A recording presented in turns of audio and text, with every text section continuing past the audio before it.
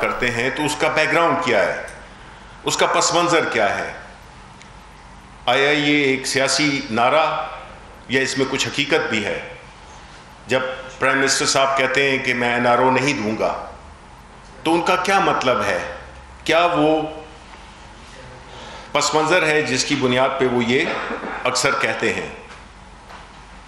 تو ہم نے یہ ضروری سمجھا کہ عوام کو بتایا جائے کہ اپوزیشن جو کہ کہتی ہے کہ ہم نے تو NRO مانگا ہی نہیں, آپ NRO دے نہیں سکتے ہیں, تو ان فیکٹس اور فگرز کی بنیاد پہ آپ کو معلوم ہو جائے گا کہ NRO کس نے مانگا تھا اور NRO کس نے نہیں دیا.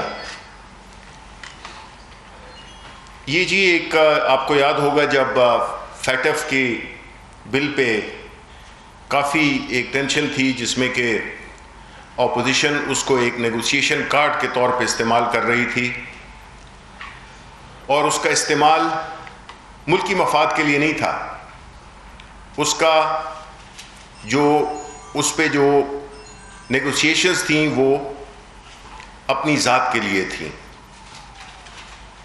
تو جب فیٹف کا بل آنے کے بعد اسمبلی میں پیش ہونے سے پہلے جب ڈسکشنز ہوئیں, میں اتفاق سے اس کمیٹی کا ممبر بھی تھا جہاں پہ ساری پارٹیز کے پارلیمانی لیڈر, چاہے وہ اپوزیشن سے ہوں یا وہ گورنمنٹ سے ہوں, اس کی صدارت غالباً شاہ محمود صاحب کر رہے تھے, اور تمام سینئر لیڈران, چاہے وہ PMLN ہو, چاہے وہ پیپلز پارٹی ہو, چاہے فضل الرحمان گروپ ہو, چاہے کسی بھی پارٹی سے اس کا تعلق ہو, پارلیمانی لیڈرز وہ اس میٹنگ میں شامل تھے. تو جب میٹنگ شروع ہوئی تو تلاوت کے بعد سب سے پہلے سوال کیا گیا, جب جو پریزائڈ کر رہے تھے انہوں نے کہا کہ جی اب ہم کلاس بائی کلاس فیٹف کے بل پہ بات کر لیتے ہیں, تو اپوزیشن لیڈران نے کہا کہ نیب کا بل کدھر ہے؟ تو غالباً شاہ محمود ہی تھے, انہوں نے کہا کہ اس کو ہم بعد میں ڈسکس کر لیں گے. انہوں نے کہا نہیں, اور یہ اٹھ کے باہر نکل گئے. آدھے پونے گھنٹے کے بعد ہم وہیں پہ بیٹھے تھے, یہ واپس آئے. جو بھی ہوا مجھے نہیں پتا اس میں کیا ہوا, کیونکہ میں میٹنگ میں اندر ہی بیٹھا ہوا تھا. اس کے بعد میں آپ کے ساتھ شیئر کرتا ہوں کہ آپ کو پتا ہوگا کہ جو نیب کا جو ایکٹ ہے اس میں 38 کلازز ہیں. 38 میں سے 34 کلازز جس کو کہ پرائم منسٹر صاحب بھی اور ہمارے جتنے اسپوکس پرسنز ہیں اس کا اکثر ذکر کرتے ہیں کہ 34 شکوں میں انہوں نے ترامیم کی. وہ ترامیم کیا تھیں میں ان میں سب میں تو نہیں جا سکتا کیونکہ وقت کم ہے, اس میں ذرا زیادہ وقت لگ جائے گا. تو میں آپ کو جو بنیادی جو ترامیم ہیں کچھ میں ان کا بتا دیتا ہوں, اور پھر میں یہ عوام پہ چھوڑتا ہوں, آپ پہ چھوڑتا ہوں کہ وہ یہ فیصلہ کریں کہ آیا یہ NRO مانگ رہے تھے یا نہیں مانگ رہے تھے. تو میں شروع کرتا ہوں. پہلی جو امینڈمنٹ انہوں نے سجیسٹ کی وہ یہ تھی کہ نیب کے قانون کی جو عملداری ہے وہ 1999 سے کی جائے. اس کا اثر یا اس کے بینیفیشری کون ہوتے؟ چودھری شوگر ملز کیس, اور جتنے بھی غیر قانونی طور پہ اثاثے بنائے گئے تھے 1999 تک وہ لیگل ہو جاتے, اور ساری کرپشن جو کہ 1985 سے 1999 میں ہوئی وہ حلال میں تبدیل ہو جاتی. دوسری, کوئی نیب کا رول نہیں ہوگا یا آفینس نہیں ہوگا اگر تو کرپشن 1 ارب روپے سے کم کی ہے. اس کے بینیفیشری کون ہوتے؟ رمضان شوگر مل, وہ 600 ملین کے قریب کی تھی, یعنی 60 کروڑ کی. رانا ثناء اللہ, خواجہ آصف, جاوید لطیف, کیونکہ ان پہ جو کیسز تھے وہ 1 ارب سے نیچے کے تھے تو ان سے ان کو چھوٹ مل جاتی. پھر منی لانڈرنگ جو تیسری شک تھی, اس میں یہ کہا گیا کہ جو منی لانڈرنگ ہے اس کو ایز اے تعزیر ہٹا دیا جائے, ایز اے جرم ہٹا دیا جائے. اس کے بینیفیشری کون ہوتے؟ شہباز شریف ٹی ٹی کیس میں, Asif Ali Zardari fake account cases, Chaudhry sugar mill, Khawaja Asif assets cases, فریاد کالپور ایسٹ کیسز. چوتھی بے نامی دار, جس میں کہ یہ کہا گیا کہ اہلیہ اور بچوں کو اس سے باہر نکالا جائے, اہلیہ اور بچوں کو باہر نکالا جائے. اس کا کون بینیفیشری ہوتا یا اس سے کون فیضیاب ہوتا؟ آصف علی زرداری جو نیو یارک کا پینٹ ہاؤس ہے, دا نیم آف اقبال میمن, وہ ایکسکلوڈ ہو جاتا. انور مجید بچ جاتے یا جو بھی ہوتا وہ ان کو ہوتا. سارے بچے شہباز شریف کے, مولانا فضل الرحمان جن کی کہ کافی بے نامی جائیدادیں آج کل ہمیں پتہ چلا ہے, آج بھی آپ نے ایک پریس کانفرنس سنی ہوگی, اور مریم نواز. پانچویں ولفل ڈیفالٹ. ولفل ڈیفالٹ وہ ہے جس میں کہ یہ تاثر ملے کہ یہ جان بوجھ کر قرضے کی عدم ادائیگی کی گئی ہے, یعنی قرض کو نہ دینا, بینکوں سے جو قرضے لیے ہوئے ہیں اس کو جان بوجھ کر نہ ادا کرنا, یہ بھی ہٹا دی جائے. ظاہر ہے کہ اس کے جو اس امینڈمنٹ سے جو فیضیاب ہوتے وہ آپ کو پتہ ہے سندھ بینک کے زرداری صاحب اینڈ کمپنی, اور جو شوگر مافیا ہے جو کہ سلمان شہباز کے زیر سایہ کام کر رہی تھی. پھر ایک اور بڑا مزے کا خیز چھٹی, لمیٹیشن آف 5 years, یعنی کہ اگر 5 سال سے پہلے کسی نے کوئی جرم کیا ہو وہ قانون کی گرفت سے باہر ہوگا. اگر 2020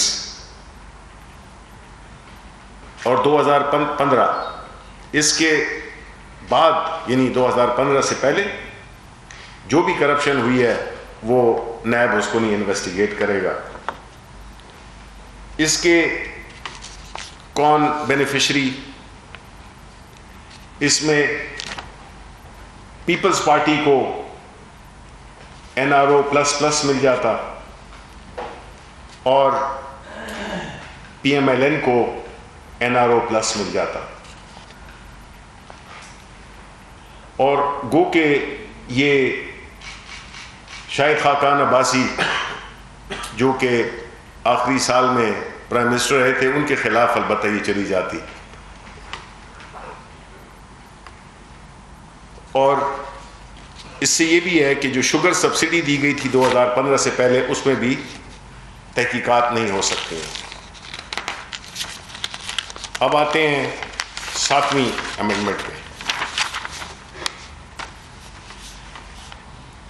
کہ جو 12 اوفینسز تھے سیکشن 9 میں, اس میں سے 5 کو ڈیلیٹ کر دیا گیا اور اس میں ایک امینڈمنٹ کی گئی. اس کا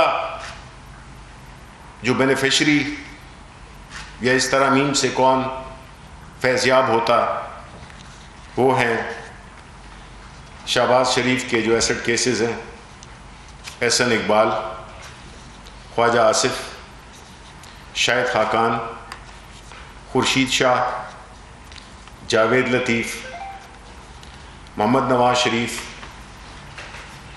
مریم نواز وغیرہ وغیرہ۔ اب آتے ہیں 8ویں ترمیم پہ کہ کوئی ڈسکوالیفیکیشن نہیں ہوگی جب تک کہ سپریم کورٹ کی طرف سے آرڈر نہ آ جائے، یعنی کہ آپ اس کے مقدمے کو چلاتے رہیں 10 سال 20 سال یا عمر پوری لگ جائے، وہ فیصلہ نہ ہو جس طرح کہ آپ کو پتہ ہے، تو ڈسکوالیفائی نہیں کر سکتے۔ پھر 9ویں پہ آ جاتے ہیں۔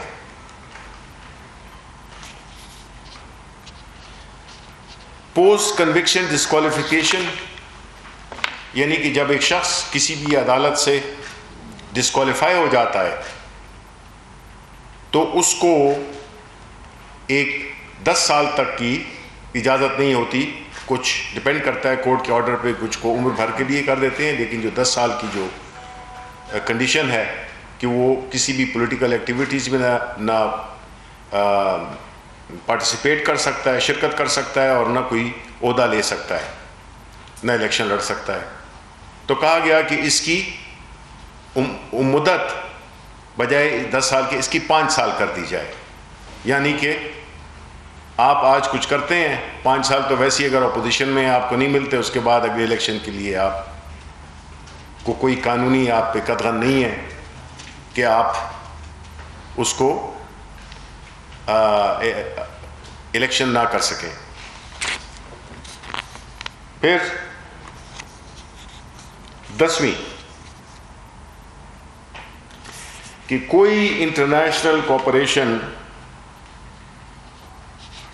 نہیں ہونی چاہیے، یعنی کہ IMLA تو آپ نے بالکل ہی ردی کی ٹوکری میں ڈال دیا، کیونکہ ان کو پتہ ہے کہ جو بھی دولت ان کی باہر ہے تو کوئی انٹرنیشنل کوآپریشن ہو نہ سکے، جس سے کہ آپ نے اگر اپنی چوری کے پیسے باہر بھجوا دیے تو حکومت پاکستان کا یا نیب کا کسی بھی ادارے کا اس پہ عمل دخل نہ ہو، اور ان کی جو چوری ہے وہ بچ جائے، اور اس ملک سے دھڑا دھڑ پیسے کرپشن کے جائیں، اور ایک سیف ہیونز کے طور پہ ان کو کوئی ٹچ نہ کر سکے۔ پھر 11ویں ترمیم انہوں نے، جو کہ جمہوریت کے دائی ہیں، جو کہ آج کل واویلا مچایا ہوا ہے انہوں نے، اور جس طرح ہم نے دیکھا ہے کہ جس طرح سے عوام نے ان کو ریجیکٹ کیا ہے، اور وہ جو ایک کرپٹ لیڈرز کا ٹولہ جو شہر شہر پھر رہا ہے عوام کو گمراہ کرنے، ان کی صحت کو خطرے میں ڈال کر اپنے ذاتی مفادات کے تحفظ کے لیے ایک ملک کو سر پہ اٹھایا ہوا ہے۔ کبھی یہ مہنگائی کے پیچھے پہ سیاست کرتے ہیں، کبھی یہ ایک غیر جمہوری طریقے سے ایک جمہوری حکومت کو ہٹانے کے لیے باتیں کرتے ہیں۔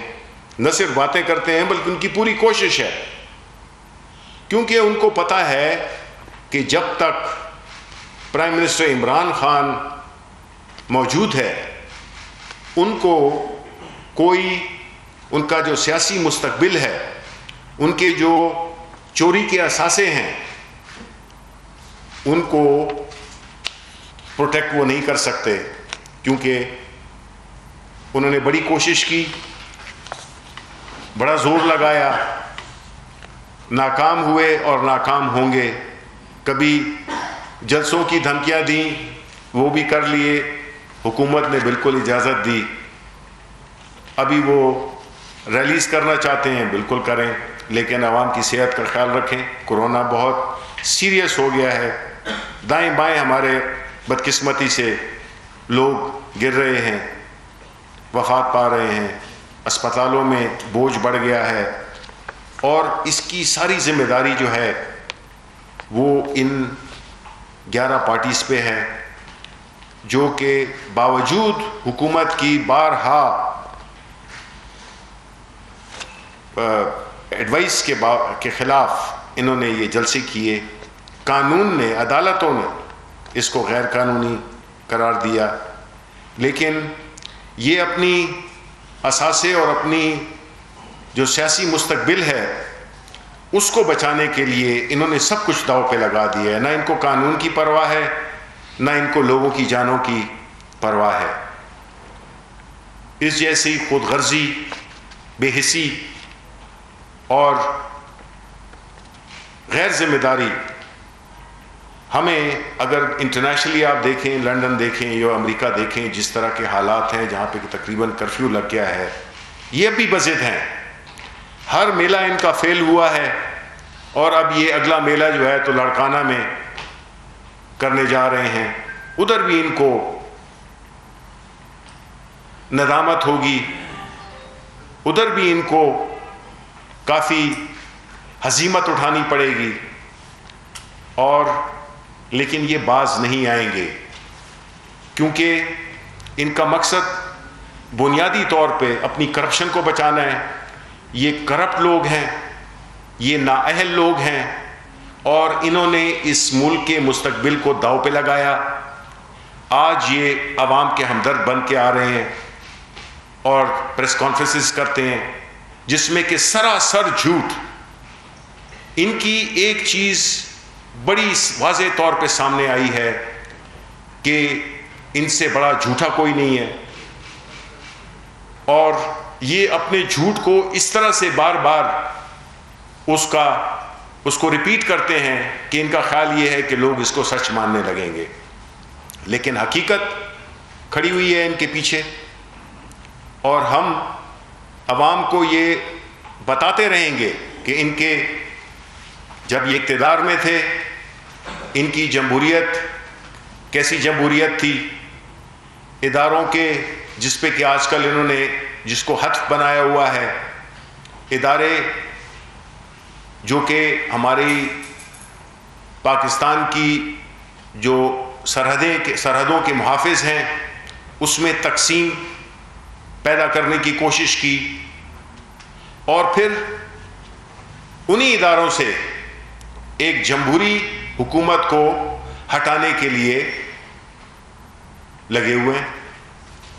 تو ایک طرف آپ کہتے ہیں کہ ووٹ کو عزت دو، اور دوسری طرف جو ہے تو آپ کا جو نیریٹو ہے وہ بالکل غیر جمہوری ہے. آپ 2 سال تک سوئے رہے، آپ الیکشن کی باتیں کرتے تھے.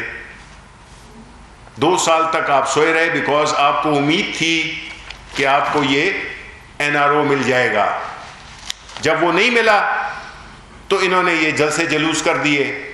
اور اگین ہم کہتے ہیں کہ ہم سے زیادہ جلسے جلوس، دھرنا، لانگ مارچ کوئی نہیں جانتا. اس وقت جو ملک میں جتنی بھی سیاسی پارٹیاں ہیں ان کا وہ تجربہ نہیں ہے، ان راستوں پہ وہ نہیں چلے. ہم ان راستوں سے ہو کے آ گئے. ہمیں پتہ ہے کہ اس میں کچھ ان کو حاصل نہیں ہونا. اس سے صرف ہمارا جو ایمان ہے، ہماری جو ایک ڈٹرمنیشن وہ اور بھی زیادہ مضبوط ہوئی ہے، کیونکہ ہمیں اور قوم کو پتہ چل گیا ہے کہ یہ وہ لوگ ہیں جو ہر قیمت پہ دوبارہ اقتدار میں آنا چاہتے ہیں. یہ وہ لوگ ہیں جو اداروں کو مانتے ہی نہیں، جو ان کے خلاف فیصلے کرے. اب آپ دیکھیں مولانا فضل الرحمان، انہوں نے سلیم صافی کے انٹرویو میں کہا، آپ سب نے دیکھا ہوگا کہ میں خود اپنے آپ کو، انہوں نے فتویٰ دے دیا کہ میں اپنے آپ کو صادق اور امین ڈکلیئر کرتا ہوں. جب سلیم صافی نے یہ پوچھا کہ بھئی آپ عمران خان کی طرح جس طرح وہ عدالت میں گئے اور اپنا حساب کتاب پیش کر دیا تو آپ کیوں نہیں جاتے، تو انہوں نے یہ فتویٰ دے دیا.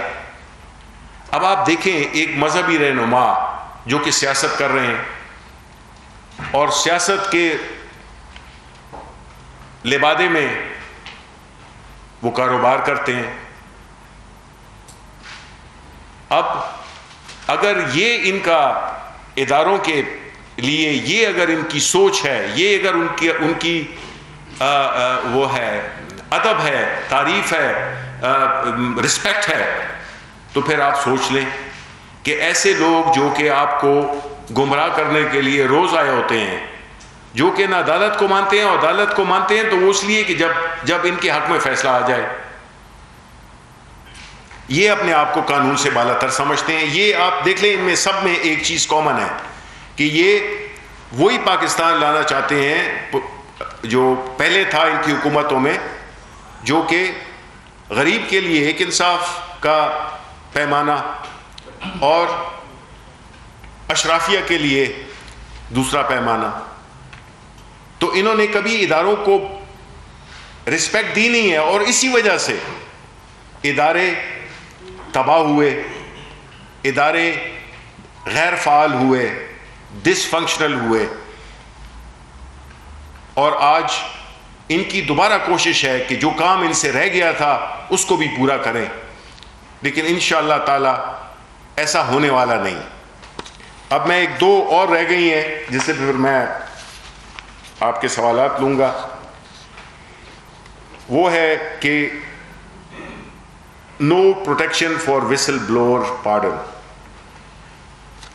اب جو وسل بلور ہے, جو کہ جس کو کہ آپ کہتے ہیں ہم کہ ایک ایسا گواہ جو کہ اپنی شناخت کو ظاہر نہ کرے, لیکن جو انفارمیشن وہ پرووائڈ کرے, جو حقیقت ہو اس کو پروف کیا جا سکے عدالت میں بھی اور عام طور پہ بھی. اور یہ لائے بھی اسی لیے گئے تھے بیکاز پاکستان میں کرپشن کو پکڑنا کافی مشکل کام ہے, اور خاص طور پہ ان لوگوں کے لیے جو اقتدار میں ہوں, جن کے پاس وسائل ہوں.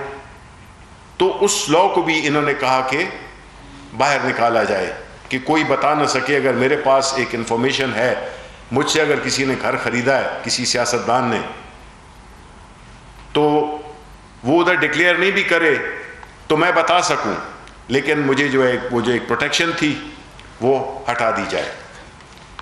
یہ اور 12واں کہ نو انڈیمنیٹی فار نیب آفیسرز. اس کا بنیادی جو لب لباب ہے وہ یہی ہے کہ جو ترامیم, جو NRO انہوں نے مانگا, جو کہ ہم دے سکتے تھے, اب آپ کو سمجھ آ گئی ہوگی کہ اگر ان امینڈمنٹس کو ہم مان لیتے فیٹف کو پاس کرانے کے لیے یا کسی بھی مجبوری کے تحت, تو آج یہ سارے وہ صرف جو جیلوں میں وہ ہیں سنگ و خشت مقید اور سگ آزاد, وہ والی صورتحال ہوتی. یہ وہ NRO ہے جس کا بار بار ذکر ہوتا ہے, اور یہ کہتے ہیں کہ نہ ہم نے NRO مانگا ہے, نہ ہم NRO دے سکتے ہیں. تو یہ تھا NRO جو کہ ہم نے نہیں دیا, نہ ہم دیں گے. اور یہ ہیں وہ لوگ اپوزیشن والے جو آج شہر شہر جلسے کر رہے ہیں کہ ان کو ہزیمت اٹھانی پڑی ہے, انہوں نے اپنے آپ کو بے نقاب کیا. اگر کچھ چیزیں مانگتے بھی تو کچھ رنگ ڈھنگ ہوتا ہے جس میں کہ آپ مانگتے, جس میں کہ ملک کی بہتری ہوتی ہے. آپ نے دیکھ لیا کہ کوئی ایسا قانون نہیں, یہ سارا قانون جو ساری ترامیم انہوں نے دی ہیں یہ چوروں کے فائدے کے لیے, یہ ڈاکوؤں کے فائدے کے لیے. تو آپ نے تو نیب کے یا جو بھی اکاؤنٹیبلٹی کا ادارہ ہو اس میں سے آپ نے اس کے پر بھی کاٹ دیے, اس کے دانت بھی نکال دیے, اور اسی لیے ہدف بنایا ہوا ہے کہ حکومت, چونکہ ان کو معلوم ہے کہ ہم کسی طرح بھی اس پہ کمپرومائز نہیں کریں گے. یہ تھا آج کا جو ایک مخمصہ جو کہ عوام کے ذہنوں میں ڈالا گیا تھا کہ NRO یہ دے نہیں سکتے ہیں, اور NRO ہم نے مانگا نہیں. ہم نے کہا ہم نے نہیں دیا, اور اس کے میں آپ کے لیے یہ لائے. جی شکریہ.